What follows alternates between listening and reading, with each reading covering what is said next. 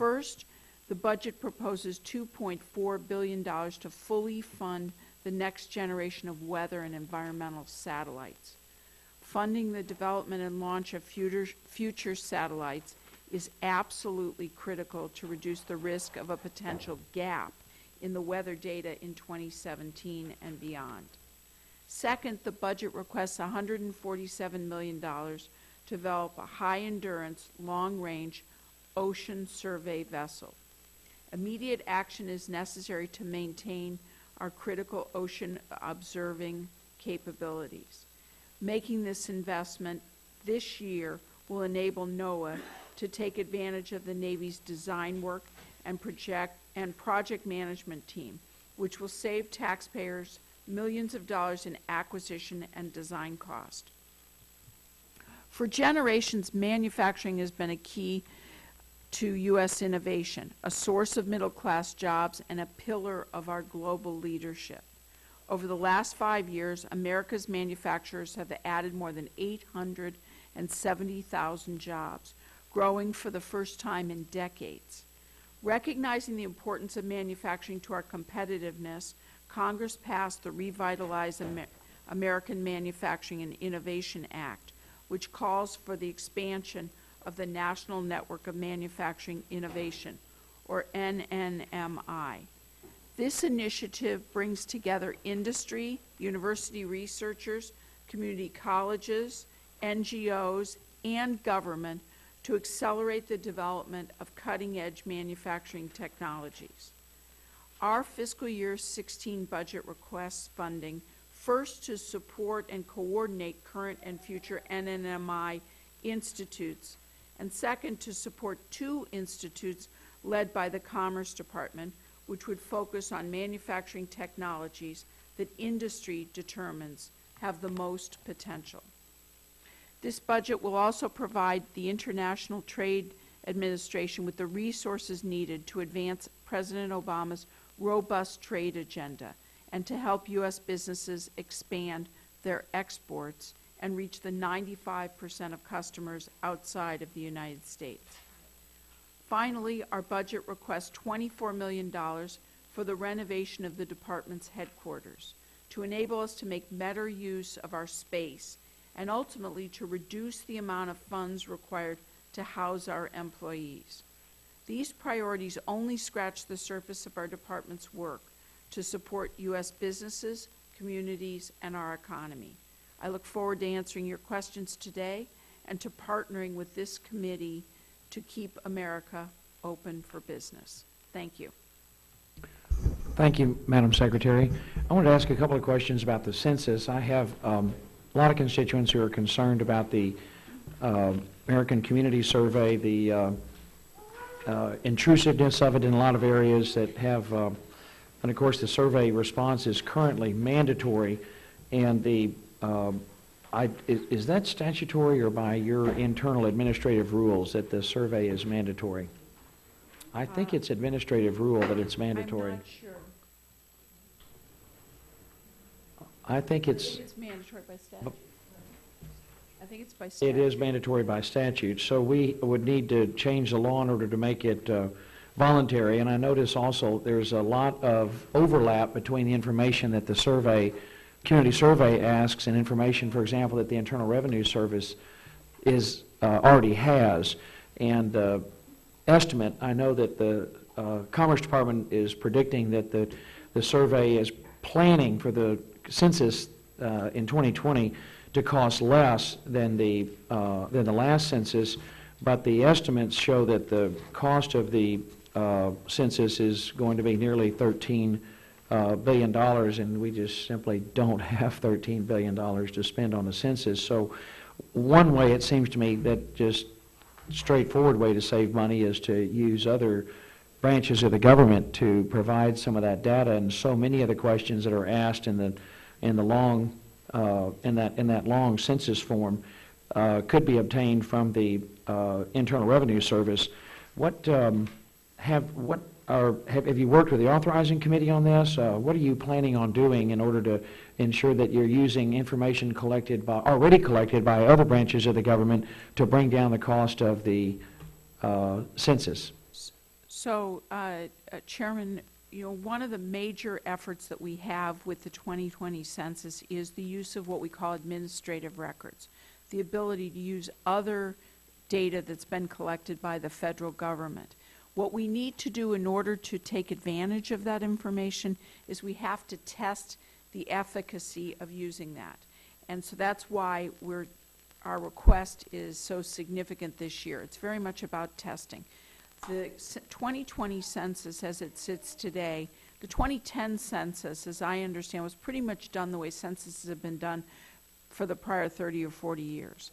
What we need to do is to transform the way we do the census, and you very much are suggesting that, which is that we have more automation and greater use of administrative records.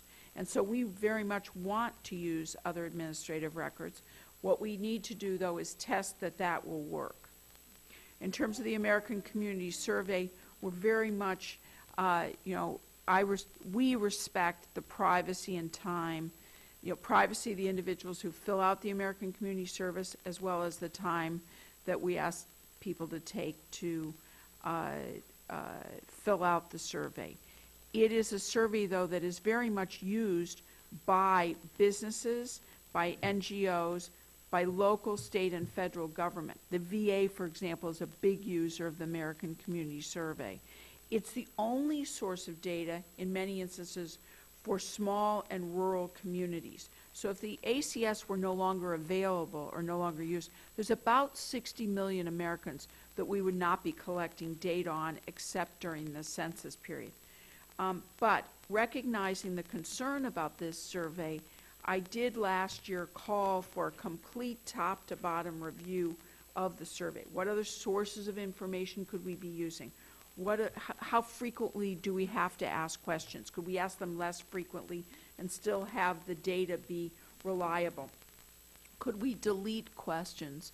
And we're in the process of analyzing that, and the answers are due back to me at the latest by the end of the fiscal year. So you will be using, for example, information from the IRS to help you fill in some of the blanks? I don't know the exact sources of the administrative records that we're allowed to use, and some of that is by statute what we're allowed to use. But you anticipate using IRS records? We would anticipate using whatever is available to us, and if we could use, do we know, can we use? We'll have to check whether we can you use IRS records? I don't know, but we will find out. I'll get back to you, Mr. Chairman, on whether we can use IRS records. Obviously, what we want to do is use whatever administrative data and records are available to us. And there's a whole list that Census is accessing. I asked for a couple of reasons. A, obviously, you want to try to save money by using administrative records that are collected by other agencies. But B, I'm a big believer in privacy, and our most important right as Americans is to be left alone, which is why I'm concerned about the American Community Survey. It's very long and intrusive, and it's treated as though it's mandatory. I understand that statutory. That's something we in Congress ought to change, because fundamentally the census ought to just be who are you, how many people live there, what's your ancestry, and very simple, straightforward questions. I'm also concerned about the whether or not privacy advocates are aware that you may be using IRS records with the problems that the IRS has had recently about targeting people. I'm concerned about the privacy angle, and I do want to know whether or not you'll be using IRS records. Mr. Chairman, we will get back to you. Privacy is something that we at the Census and we at the Department of Commerce take very, very seriously.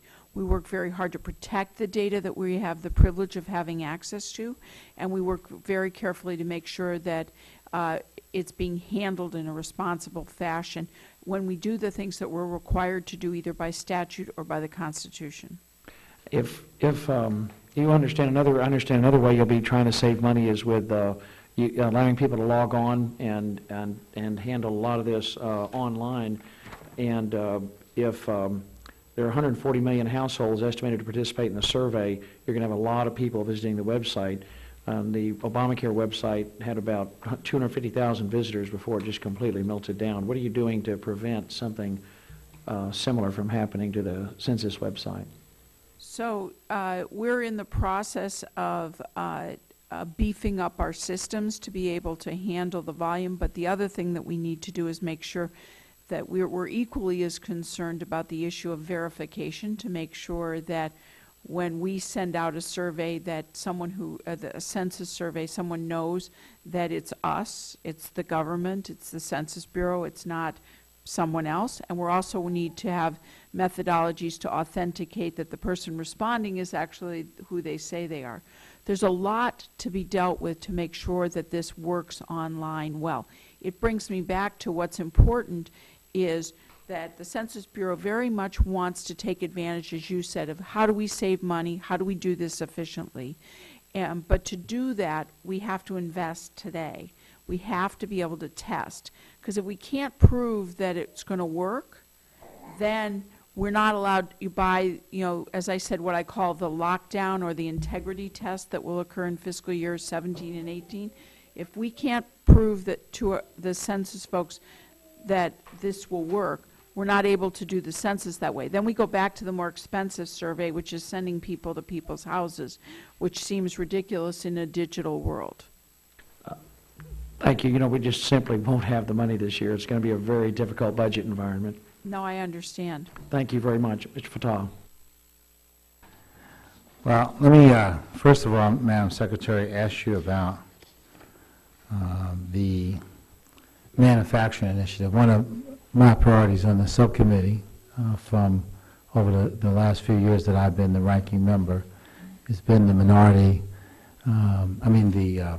the MEP program, the Manufacturing Extension Partnership, the Hollins legacy around manufacturing extension, using the same basic method that was used in agricultural extension to apply to our manufacturers. Now, we've seen arrested by this administration the major losses that we were seeing in this sector.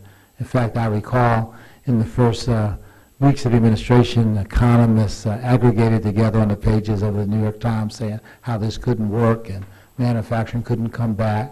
And the administration has shown that this was a fallacy, that in truth manufacturing has led the recovery. And you said it's on 800,000 jobs, but there's more for us to do. And I've talked to you about this. I'm particularly interested in how this intersects with the other work of our subcommittee, because we invest in science. And the chairman and I have a great interest in science. But I'm interested to make sure that American innovation, that is American ideas, are connected to American jobs, that when we have the spin-offs from our space program and other programs in which intellectual property is allowed to be used, mainly for free, by companies to create wealth, that we require in the licensing of this intellectual property that whatever jobs are created in the United States of America. And the committee's done some work in this area in the past, and I have a continuing interest to make sure that where we invest in a national lab, where we invest in NIST or NASA or NOAA, that when there are new widgets, that those widgets get manufactured rather in Texas or Pennsylvania or some other place, but that California, New York, and Washington State. But the point here is that there's no reason why taxpayer-financed research, even though it may create wealth for some innovators, and I think that's wonderful, I'm all for it, but that the jobs that go with it should benefit Americans, the Americans that we're taxing to make the initial investment in the science. So if you could talk a little bit about that, that would be helpful. Well, Congressman, you know that I'm as passionate about manufacturing as you are, and I view my #1 responsibility is to help our economy grow and help our private sector grow, because one thing I know from my own experience, 27 years in the private sector, is that the people who create jobs are the private sector. And so one of the things you talked about, the Manufacturing Extension Partnership, and we're, as you know, we're recompeting our MEPs at this time, and we've just done 10 of them. And the reason that we're doing that is, and the reason that MEP exists, is to help small and medium-sized manufacturers. And if you had told me from the private sector before I had this job that the federal government could help you to have better access to technology and processes as a manufacturer, I was highly skeptical until I went out and actually saw this with my own eyes, and more importantly, talked with owners of businesses who said, I would not have been able to adapt the kind of world-class processes that I have access to because of the Manufacturing Extension Partnership. So these are programs that I think are extremely effective. We have changed the funding match to be one-to-one so more small businesses can take advantage of it. And it's something that is really exciting to see the kind of specialized expertise that a small manufacturer can take advantage of. In terms of other efforts that we have around innovation, whether it's the centers of excellence in terms of that NIST has working on disaster resilience or forensic science or advanced materials, these are areas where we work with outside universities to take technologies, move them forward so that they can get out of the laboratory sooner rather than later. The National Network of Manufacturing Innovation is a continuation of that effort to take ideas that we think can go from lab to market over the next 5 to 7 years. And that's why I was so excited when you all passed the Revitalize American Manufacturing Act, because it's an opportunity for us as a country to really put together our researchers in the universities, our private sector, our local governments, our NGOs, our community colleges, and the supply chain, and the skilled labor training that can go on in our community colleges to take technologies like lightweight materials or take technologies like photonics or digital manufacturing and really bring them to market. And the reason we need to do that is we know that 1/3 of our economic growth since 2009 has come from our innovations. And so it's really critical. I thank you, Madam Secretary. I saw the red light come on, and I think that means that I'll wait till the next round to ask a follow-up. No, we're going to try to follow the rules. Thank you very much. Mr. Rare Butler. Thank you, Mr. Chairman. Madam Secretary, I wanted... Could the gentlelady introduce the young one that's... It's my daughter, Abigail. She used to be so quiet, and you could just drag her anywhere, and now she just babbles, so thanks. I thank the chair for his indulgence. It's babbling that people like, right? Okay. I wanted to bring up an issue that's not wholly your purview, but it's something I'd like you to be aware of and would very much appreciate your assistance in your thoughts. So I want to get it right. So let me stick to my notes. Fishermen in Washington State and along the West Coast have been under a challenge since about 2003.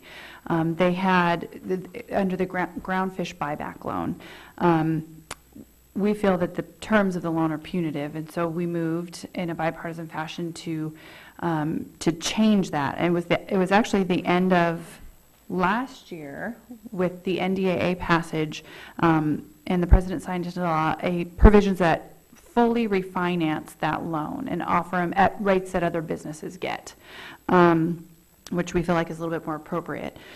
The implementation of the law has been held up, though, with the Office of OMB, which we will be bringing it up as well, claiming that either the funding must come out of NOAA's budget or a new appropriation is required, which Congress didn't feel like that was necessary, which is why it moved. That's why we were able to move it, quite frankly. The bill was fully offset in the NDAA, so we felt like we had provided what we needed to. So what we're seeing is a challenge within the administration where the money is going to come from. And the law was passed, the offset was in it. I quite frankly don't care whose budget it comes out of. I just would like to make sure that it's addressed and that the law is followed in conjunction with the Congress and then the President's signature. And so if you have a comment, great.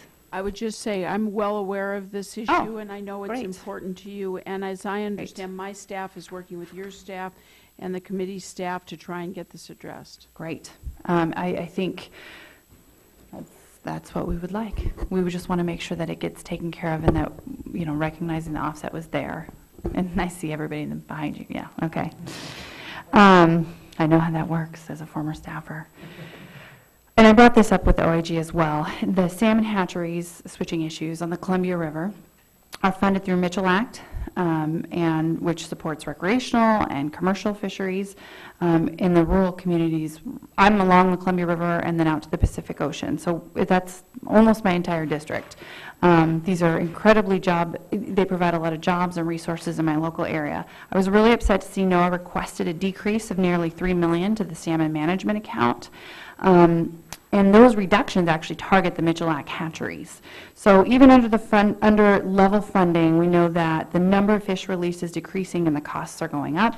Moreover, the funding needed to ensure that the hatcheries are maintained is being undermined. And we're seeing the consequences of fish losses from failed equipment. So despite all these facts, NOAA states in their budget that the document that they are able to, in their funding document, they believe they're able to meet their obligation for operation and maintenance and their obligation to meet their hatchery reform responsibilities. But given these facts, I'm not sure how NOAA is going to be able to do this. And I guess I would love comments that you have on that, because this is another big one. The salmon, making sure that we have adequate salmon stocks and that this fish stock is doing well is of great importance to us. What I would ask is that I would probably have my NOAA staff work with yours to explain to you how exactly we believe this is adequate funding to do what we need to do, but I would like to have them come and work with you so that you can be satisfied about that. Absolutely. Mitchell Act funding for these hatcheries is key. And so we want to make sure what we're hearing on the ground it corroborates with what your NOAA staff are seeing and hearing. My time's just about up. I just want to put this on your radar. Hatchery genetic management plans, which are required under ESA. And we can go into a little bit more detail. Again, I don't want to run out of time, but I'm concerned about the backlog. I think I've seen over 100 are due, and we don't have them. So we'll bring that up with your staff as well, but those are kind of my top 3. Terrific. We will look into it, and we will work with you. Thank you. Appreciate it. With that, I yield back. Yield to my colleague and good friend, Mr. Serrano from New York. Thank you. And thank you, Madam Secretary, for being here today and for your work. I'm going to ask you 2 quick questions at the same time because they're based on hopes. It might be that by the next time the census comes around, we may have immigration reform. What would that mean to the Census Bureau, other than people coming forth to be counted that perhaps were afraid to do so before? You know, are we ready for that? Will it be a big challenge or something you have to be ready for? And secondly, my second hope, which seems to be coming to be, is that by pretty soon we may have full diplomatic relations with Cuba, which may entail a lot of trade, and the Commerce Department will play a role. Are you ready to meet that challenge if that comes your way? Simple questions, but historic in nature. Yes. Well, Congressman, I too hope that we have immigration reform, comprehensive immigration reform by the time, certainly hopefully before the next 2020 census. And I assure you we stand ready to be able to handle that regardless of when it comes into fruition. It will not affect the processes that we use. It simply is the number of people that we count. In terms of Cuba diplomatic relations, which is also, as you said, historic and something that as the Department of Commerce we've been proud to play a role in. You know, we're working on the regulatory aspects of and the licensing aspects, particularly in the area of telecommunications, where there's an opportunity for certain goods to be sold into Cuba. And so I'm looking forward to having the opportunity to visit Cuba later this year. There is an embargo in place. We respect the embargo, but it does, the current laws do allow for certain items to be sold into Cuba to the private sector, particularly in the area of telecommunications. I think there'll also be some agricultural opportunities now and banking opportunities. Right. Without telling me anything I'm not supposed to know, although we're supposed to know everything, right? What items does the Commerce Department think the Cubans would be ready to sell us, other than to flood us with great baseball players and great music and so on, which is great? But we know what we can sell to Cuba. We've been doing it little by little. But what would we be interested in getting from them in that kind of trade? You know, Congressman, I haven't studied the opportunities for two-way trade in the way we should, but I'm sure that's something that our International Trade Administration will be looking into, and I'm happy to do more research for you. Right, thank you. One last question, since I do have time. The chairman is interested in cigars, by the way, in case. I think it's $400 worth of cigars you can buy. That's right. I think that's the limit right now. That will end, hopefully. Well, I'm sure the chairman and the ranking member will be glad to go with you when you go to Cuba, check it out. Right. Very, that's true. Very Could improve our quickly. allocation if you got the chairman some cigars, all right? You know? You hear that, Judge? I'm sorry. Are you charging me for this time? No, but anyway. No, it isn't. Madam Secretary, in 2010, the census received a lot of criticism and feedback around how respondents of Hispanic or Latino origin were able to self-identify. How, if at all, has the agency considered making changes to this area? Are there any plans to expand the existing response categories of Mexican, Mexican-American, or Chicano, Puerto Rican, Cuban, and another Hispanic, Latino, or Spanish origin?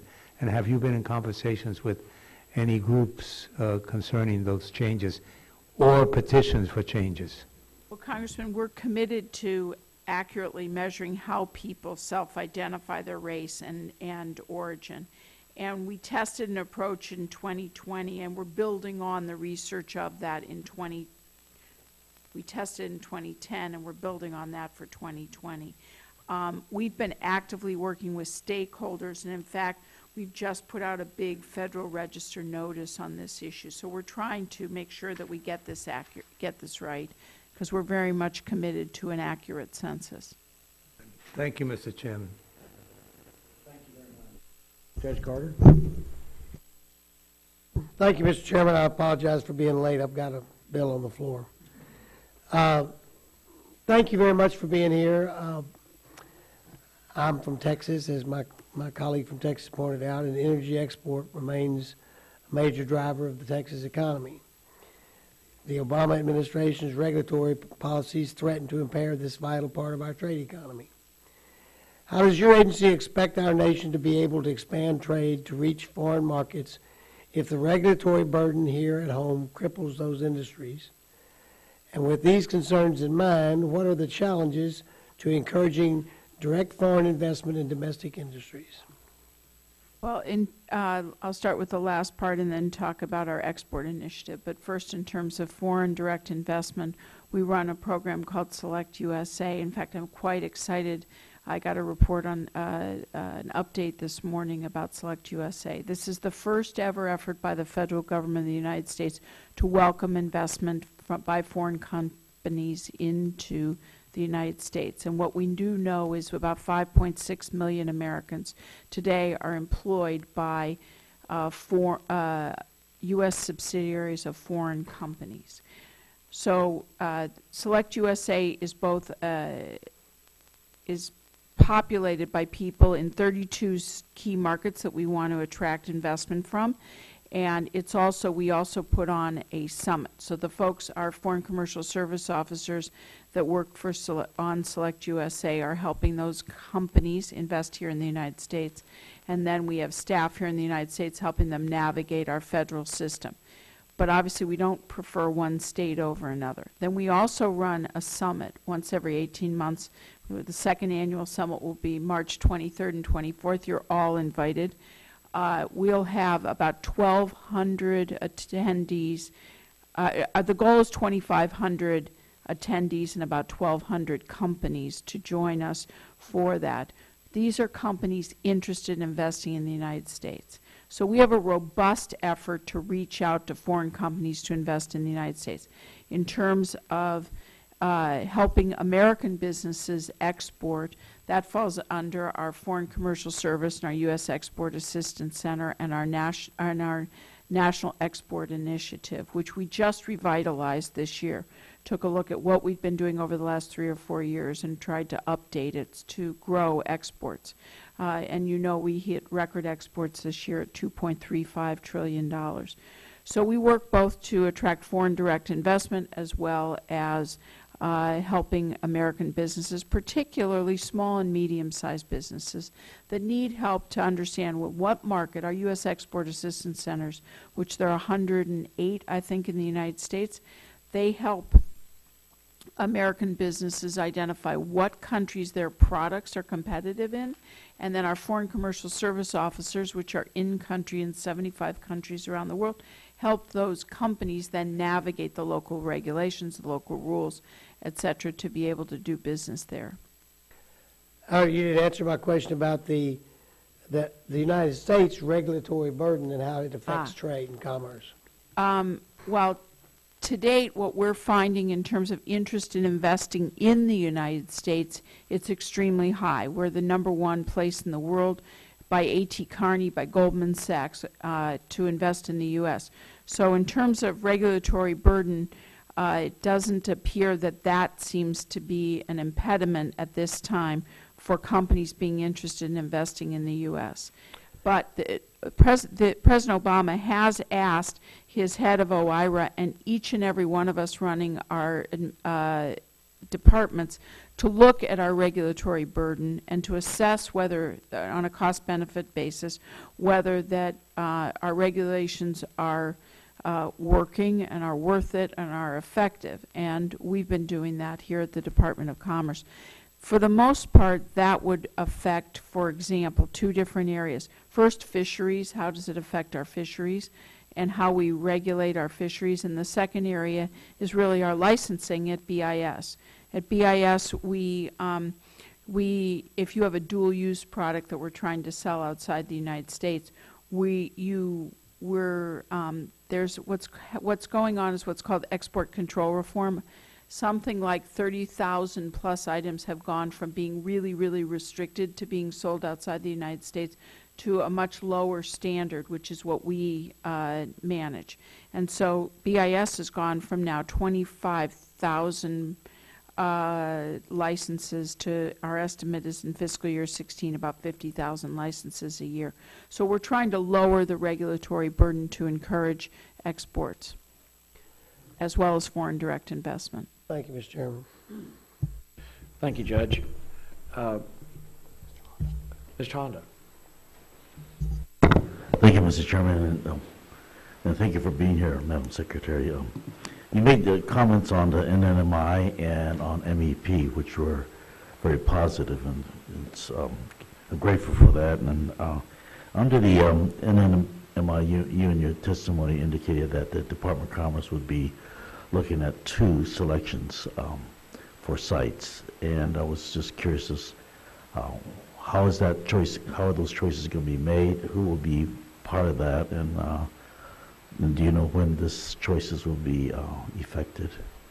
Well, assuming that we get funding for 2 institutes, then what we would do is we would run an open topic federal funding opportunity that would be posted, and then what we would do is consider the results of the FFO, and we would structure the FFO in a way that would take into account the recommendations that the PCAST has made.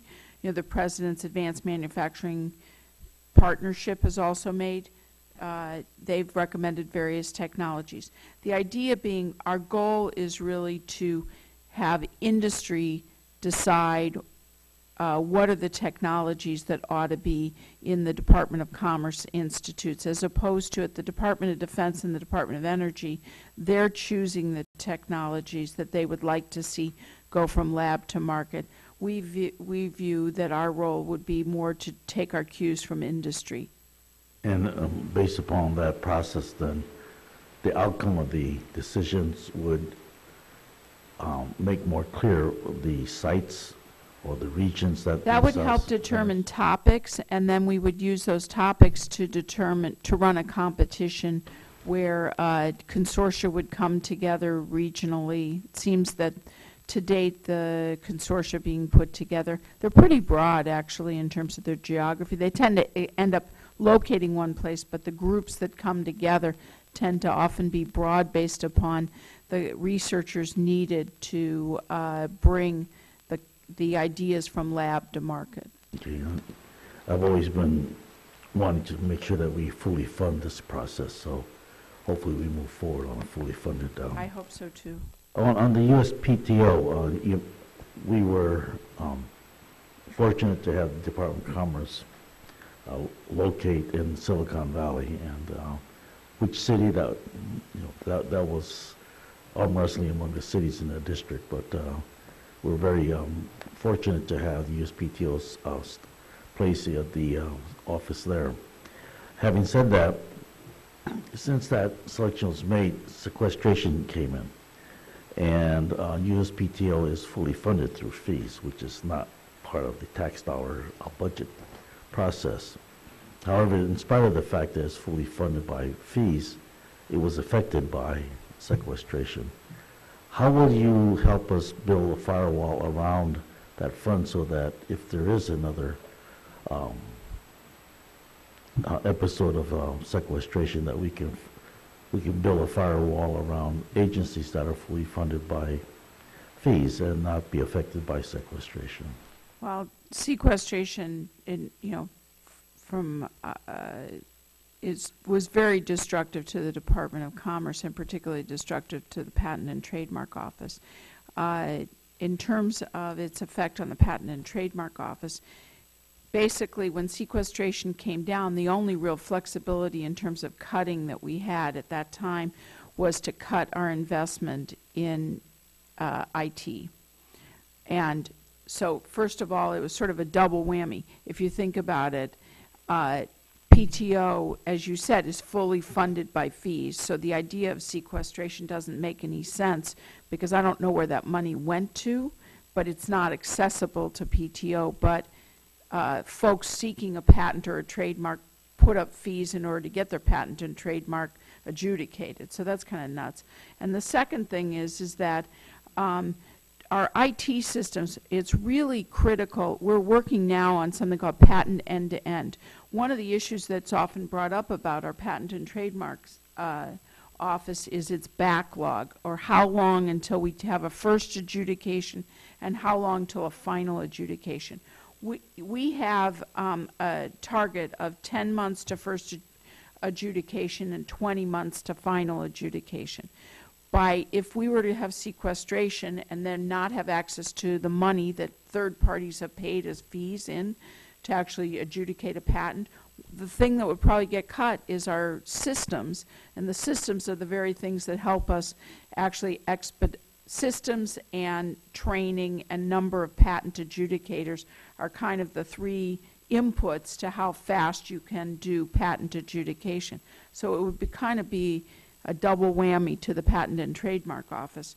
So I'm certainly hoping that we can come to a budget as opposed to end up with sequestration. How we protect against that, I think that falls under, we don't have that control. That falls under... well, it was OMB that decided, as far as I understand. And since you're part of the administration, I would hope that the term that's nuts is communicated to the administration, because it is nuts. I mean, it's fee-based. It's those who are wanting their patents processed, and it's an economic engine for more jobs and for the economy. So I would hope that we start that discussion within the administration. In the case of sequestration, that we have that firewall built in early. Congressman, you're probably more knowledgeable about this than I am, because fortunately I have my term I've basically lived under with a budget as far as I've understood it. And so if it's up to me to argue that with OMB, I will argue like I'll get out. I would love the support of you all, and if it's up to you, I sure hope we can work this out. So I look forward to not finding ourselves in that situation, because I do think it's nuts. I think not only California, but Texas is also impacted by patents, so. We're in the middle of a vote. We got 13 minutes, and I'd like to recognize Mr. Kilmer. Thank you, Mr. Chairman, and thank you, Madam Secretary, for being here, and thanks for coming out to Washington State recently. We loved having you. I want to follow up on some of the points that Ms. Herrera-Butler had brought up, specifically with regard to NOAA. NOAA obviously plays a big role in our salmon recovery efforts, and the Marine Fisheries Service has an obligation to ensure that programs comply with the Endangered Species Act, and one of the ways in which it does that is through the hatchery genetic management plans. And without approval of those, I'm concerned that the hatchery managers are subject to significant risk of litigation, which could potentially have very severe implications for our recovery efforts, for federal tribal trust obligations, and for the $9 billion West Coast fishery. So I've heard a number of concerns from stakeholders about concerns that NIMS lacks the workforce, that it needs to process these plans in a timely manner, and wanted to get a sense from you, what steps is NIMS taking to address the issue? So this year we are seeking to increase the number of staff devoted to the hatchery plans review from 2 to 6, and we're also reprioritizing some of the existing staff to assist with the reviews and analysis. So we're taking it very seriously to be able to try and address these challenges.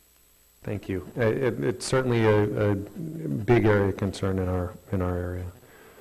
I also wanted to ask about the International Trade Administration. The President's budget calls for a $6 million increase in funding to the Interagency Trade Enforcement Center, a multi-agency effort to address unfair trade practices and barriers that impede U.S. exports.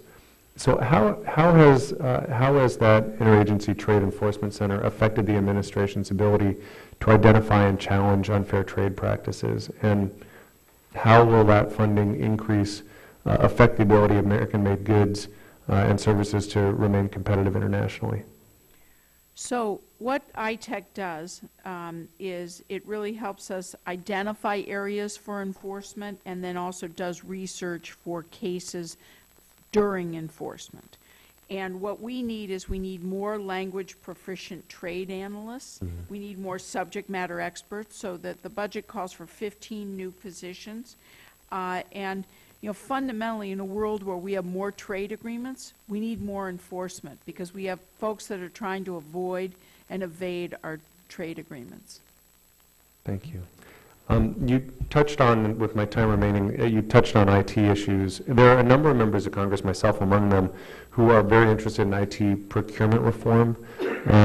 Your department and a lot of departments are significant purchasers of technology, but I think there's concern about whether there's adequate coordination between bureaus on what is procured. And so your department and other departments often will purchase products that they already own or don't benefit from economies of scale.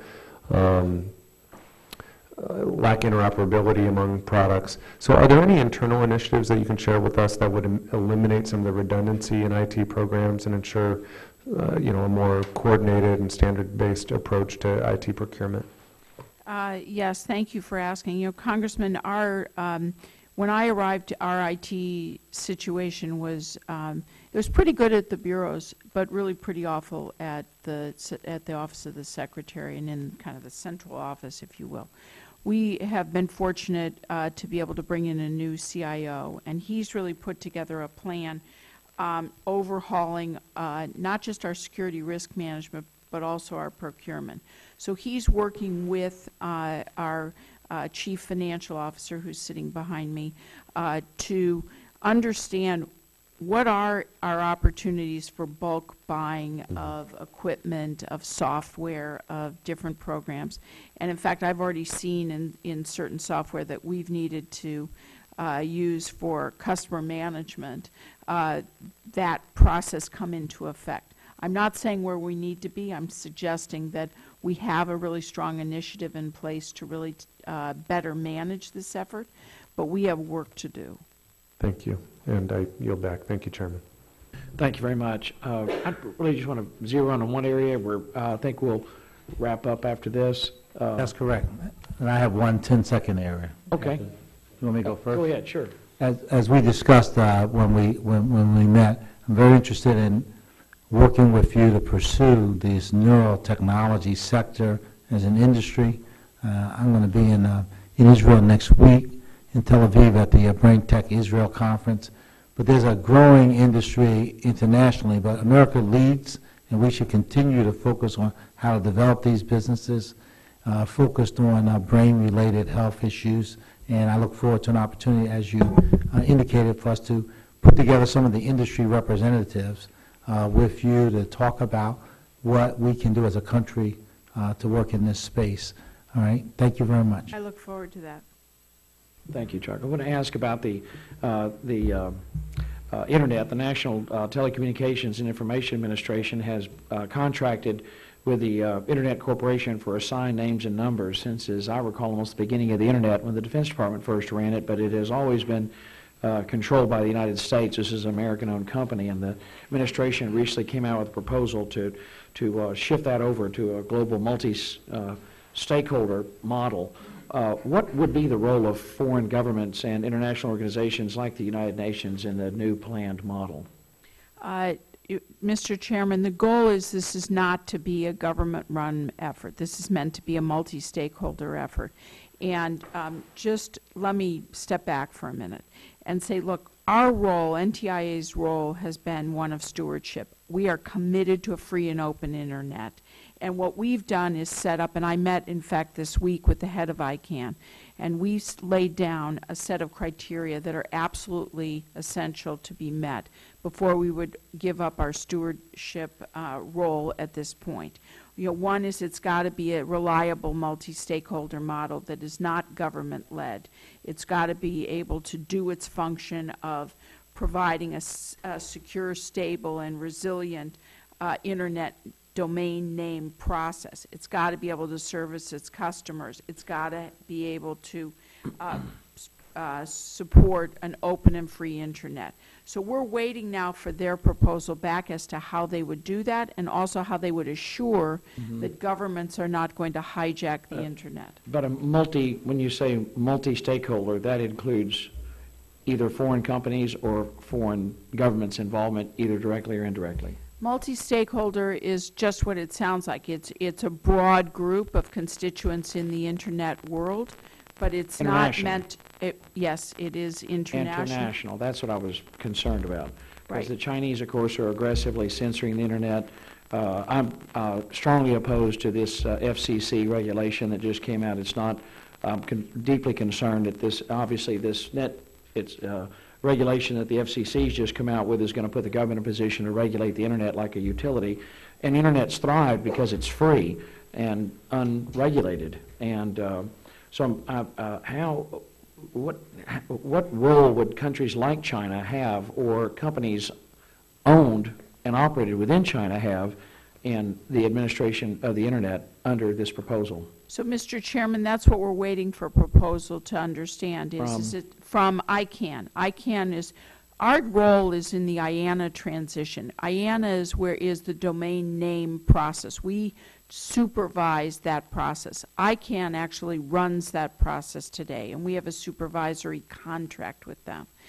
And what we're suggesting is that we would ultimately let that contract expire. Now, but not unless the criteria that we've set up are put in place. And we're waiting for ICANN, which is who does the role now, to give us a proposal that would satisfy us that the Internet cannot be hijacked by foreign countries or foreign companies, and that the Internet remains free and open. I just want to make sure I understood. The proposal you've asked them to come forward with, you have asked them to come up with a proposal that involves foreign-owned companies? There will be foreign players, yes. There will also be domestic players involved. That's what I wanted to establish. I'll have additional questions, I know, for the record. If, of course, Mr. Fattah, you have additional questions? No, but I do think on this Internet matter, just so we can get some clarity, at some point we should just do a meeting and have a briefing so that Happy- all of happy us to- can Good idea. understand Happy exactly to have, what's going on. I would be But I delighted to think- have the opportunity to Right, bring so that we can- myself and my Right, experts yeah. here, and we go through it in Maybe detail. the chairman's offices will arrange it, but Sure, we'll set it just up. have a meeting, not a hearing, and get to the details. There's a lot of here. concern. Our Right. constituents, Judge, I know yours are as well, concerned about this. You know, go ahead. Chairman, I Judge. share your concern, so this is not something that we're going to let happen where, as I said, there's not going to be a hostile takeover of the internet. Well, I assure you, Congress will help make sure that doesn't happen, too. Good. Thank you very Thank much you. for your time and your service to the country, and the hearing is adjourned.